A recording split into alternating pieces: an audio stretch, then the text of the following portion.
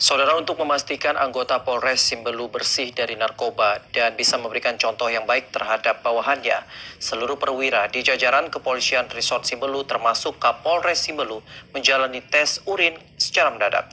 Pengecekan urin tersebut dilakukan oleh personel urusan kesehatan Polres Simbelu. Kegiatan tes urin mendadak dilakukan di Polres Simbelu dalam rangka menindaklanjuti salah satu program Kapolri Jenderal Polisi Dr. Andes Listio Sigit Prabowo MSI, khusus bagi institusi Polri dapat bertransformasi menuju Polri yang presisi, yakni prediktif, responsibilitas, dan transparansi berkeadilan, serta tetap bersinergi dalam pencegahan pemberantasan, penyalahgunaan, dan peredaran gelap narkotika. Kepada TVRI Aceh bersama Paur Humas Polres setempat, Polres Simbelu AKBP Agung Surya Prabowo SIK mengatakan, usai pelaksanaan apel pagi, sengaja melaksanakan pemeriksaan urin mendadak dan sengaja tidak diberitahukan dan dirahasiakan supaya tidak bisa mengelak.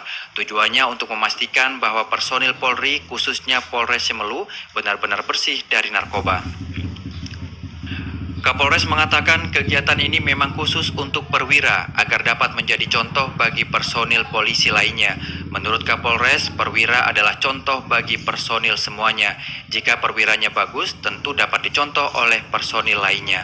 Dalam kegiatan tes urin ini, tanpa terkecuali, Agung menegaskan Kasih Propam pun harus dites urin.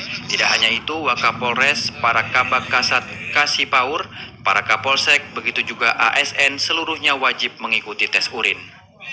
Jadi ini penting dilaksanakan agar dalam pelaksanaan tugas juga kita dapat melaksanakan tugas dengan baik tanpa ada narkoba. Hasil tes untuk hari ini dipastikan sudah melalui proses negatif semua. Alhamdulillah. Dari hasil tes urin ini, semua perwira di Polres Simbelu bersih dari narkoba. Dari Simbelu, Kadri Amin, TVRI melaporkan.